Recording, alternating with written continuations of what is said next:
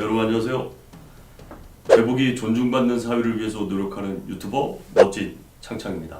최근에 우크라이나와 러시아의 전쟁을 살펴보면서 대탄도탄과 관련한 작전이 매우 중요하다고 저는 생각이 드는데요. 이번 정부에서도 앞으로 매우 강조를 해야 될 부분 중에 하나가 뭐냐면 바로 이 한국형 삼축 체계가 될 거라고 생각을 합니다. 한국형 삼축 체계가 뭐냐 하면은요. 첫 번째가 킬체인입니다. 그리고 두 번째가 KAMD, 코리아 에어 미슬 디펜스 체계고요. 세 번째가 바로 KMPR, 코리아 매시브 퍼니시먼트 앤 리텔리에이션에 대한 개념인데요. 제가 여러분들에게 오늘 한번 설명을 좀 드리겠습니다. 먼저 이 한국형 대량 응징 보복 체계가 나오게 된 거는 2016년 9월에 아마 북한이 핵실험을 했을 겁니다. 아마 그게 5차 핵실험으로 기억이 나고요. 북한 풍계리 인근에서 5.0 규모의 지진이 확인이 됐다는 소식입니다. 현재 북한의 5차 핵실험 가능성이 제기되고 있는 상황인데요. 그때 우리가 대한민국의 북한에 대한 군사적인 대응 혹은 군사적인 보복, 반격을 위해서 우리가 응징을 하거나 보복을 하고 반격을 해야 될 필요성이 있는데 바로 이때 이러한 군사적 전략의 개념을 세운 것이 바로 KMPR, 즉 한국형 대량 응징 보복 체계가 되겠습니다. 당시에 일부 언론에서는요, 이거를 갖다가 참수 작전이라고도 불렀었죠. Decapitation Strategy라고도 합니다. 이걸 갖다가 적을 자극한다고 해서 이 용어를 쓰지 말라고 했던 적도 있었고, 아무튼 웃기죠 여러분. 군대라는 게 적이 두렵고 공포감을 느끼고 거부감을 느끼게끔 표현하는 게 원래 올바른 표현 아닌가요? 우리가 스포츠도 서로 상대방에 대해서는 이 멘탈 프레셔를 주는 게 맞는데, 아무튼 그동안 북핵 위협에 대한 대응을 위해서는 우리가 너무 소홀했던 것이 사실이었어요. 그런데 일단 핵을 개발하지 않게끔 하는 그 외교적 혹은 국방으로의 이 역할이 중요한데, 어쨌든 북한이 현재 핵무기를 가졌다라고 생각을 했을 때 우리는 이 북핵 위협에 대응을 하기 위해서는 한국형 삼축 체계를 유지를 할 수밖에 없습니다. 아까 처음에 말씀드렸던 킬체인, 그리고 한국형 미사일 방어 체계 KAMD, 그 다음에 마지막으로 한국형 대량 응징 보복 체계인데요. 바로 이 3킬, 킬체인, 캠드, KMPR에 대해서 제가 여러분들한테 한번 설명을 드리겠습니다. 먼저 제1축인 킬체인에 대해서 말씀을 드리겠는데요. 이 킬체인은요, 북한이 미사일, 탄도미사일, 그리고 이 핵미사일들 있죠. 이것을 이동식 미사일 발사대에 실어가지고 아군의 주요 표적을 향해서 발사를 하게 됩니다.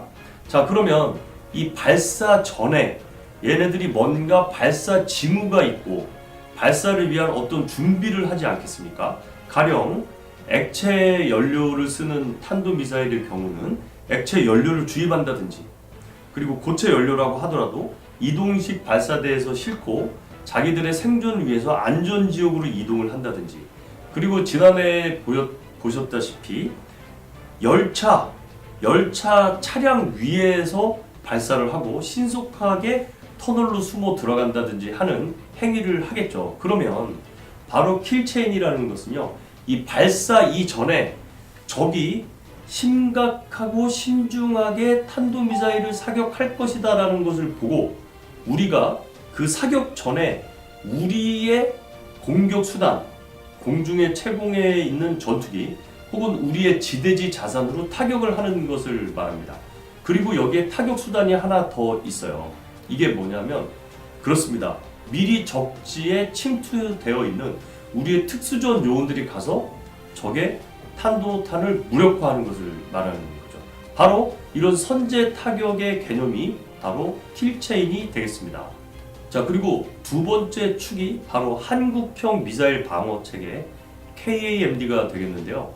북한에서 발사를 하는 미사일이 우리 아군의 목표로 도달을 하기 전에 우리가 공중공간에서 요격을 시켜야겠죠. 왜냐하면 적이 쏜 미사일을 우리가 맞아버리면요, 이 파괴가 되면서 우리의 피해가 굉장히 커지지 않겠습니까? 그렇기 때문에 공중에서 날아오는 적의 탄도 미사일을 우리가 교전을 통해서 무력화시켜야 되는 겁니다.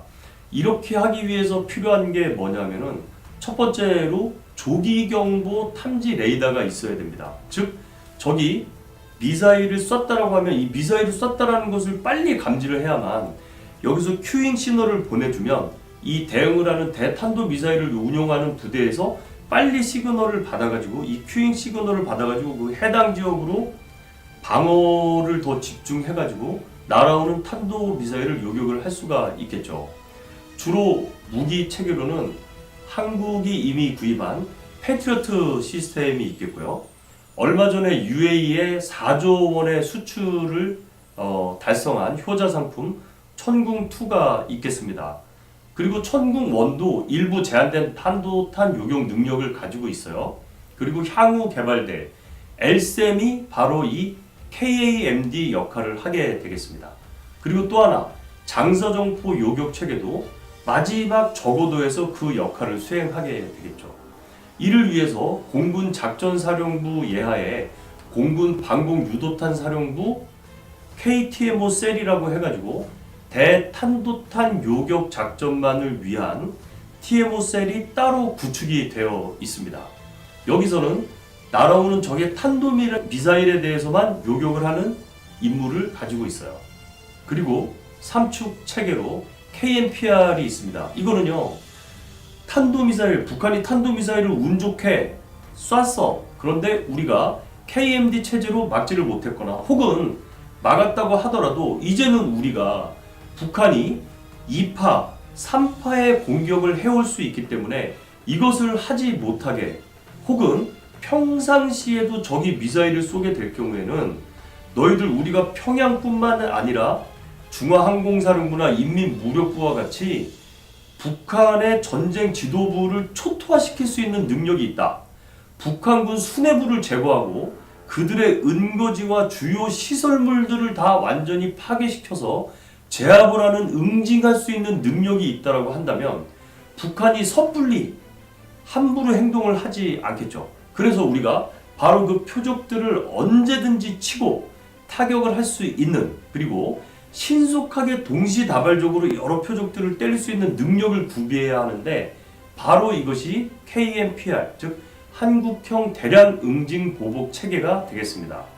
여러분, 이번 우크라이나와 러시아 전쟁에서도 보면 개전 초에 러시아가 이스칸데르 M이나 크루즈 미사일 같은 탄도 미사일과 순항 미사일을 수백 발을 우크라이나를 향해 쐈죠. 그리고 우크라이나는 초기에 엄청난 전략 표적들이 적의 탄도미사일에 의해서 피탄당했습니다.